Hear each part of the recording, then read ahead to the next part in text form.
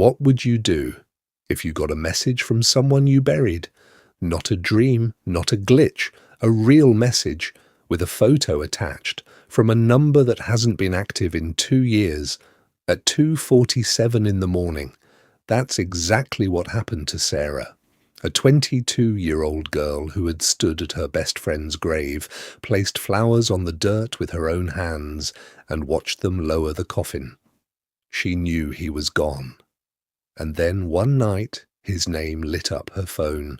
One message, one photo, and 3 words in the caption that she still cannot explain. This is that story. And by the end of it, you might start questioning what we really know about death and the people who refuse to leave us. Sarah and Daniel had been best friends since they were 9 years old. Same street, same school, same ridiculous sense of humor that nobody else ever understood. Daniel was the kind of person who texted you a meme at 3 a.m. just to make you laugh when he knew you were stressed, the kind who remembered that you hated mushrooms on your pizza, the kind of friend that comes along maybe once in a lifetime, if you're lucky. 2 years ago, on a rainy Tuesday night, Daniel was in a car accident. Sarah got the call at 6 in the morning, hospital, ICU, and then nothing. He was 23 years old. At the funeral, Sarah did not cry. She just stood there, completely still. Months passed. She never deleted his contact. She kept telling herself it was just because she was not ready, that deleting it would mean accepting it, and she wasn't there yet. So his name stayed in her phone, Daniel, with a little camera emoji next to it, because he was always sending her photos. And then, 730 days after she lost him, his name appeared on her screen again. It was 2:47 a.m. Sarah was alone in her apartment, bedroom door closed, lights off. She'd been asleep for maybe 2 hours. Her phone buzzed. She reached over, half asleep, squinted at the screen, and her blood went cold. Daniel. She sat up, stared at it, told herself she was dreaming, rubbed her eyes, the name was still there. She opened the message. It was a photo of her bedroom, her room, her dresser, her window, the one that lets in just a thin strip of streetlight at night. And standing near that window, a shadow, blurry, indistinct, but there. The caption beneath the photo read 3 words, "I'm still here." Sarah did not scream. She could not. She just sat frozen, staring at those 3 words, her hands shaking so badly she almost dropped the phone. She looked at the photo 7 times, 8, 9, hoping each time it would somehow change, that she'd misread it, that the shadow would disappear. It did not.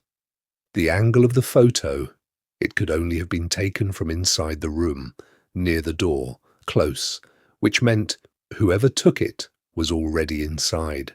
Sarah turned on every light, checked every room, every closet, every corner. Nothing. The front door was locked, the windows were locked. She was completely alone.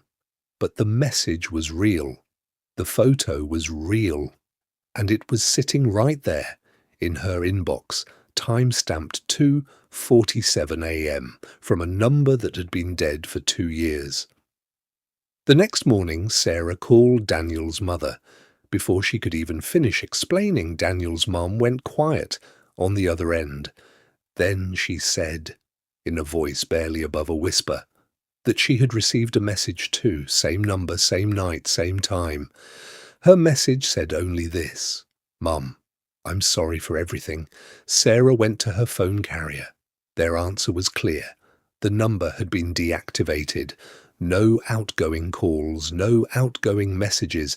Technically impossible. She had a tech-savvy friend check her phone for any apps, spyware, spoofing software, anything that could explain it. Nothing. The message existed in her log, but the sender data was incomplete, untraceable, like it had come from nowhere.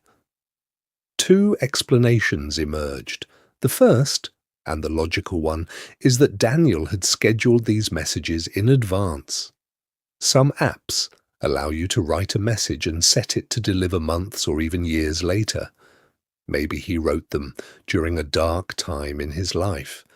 Maybe he planned them as a farewell, just in case. A goodbye he couldn't say out loud. The second explanation, the one Sarah believes to this day, is harder to put into words. She thinks some people, when they leave, take one last look back, just one, to check that the people they loved are okay, and Daniel, always the one looking out for her, was doing exactly that. Is that scientifically possible? No.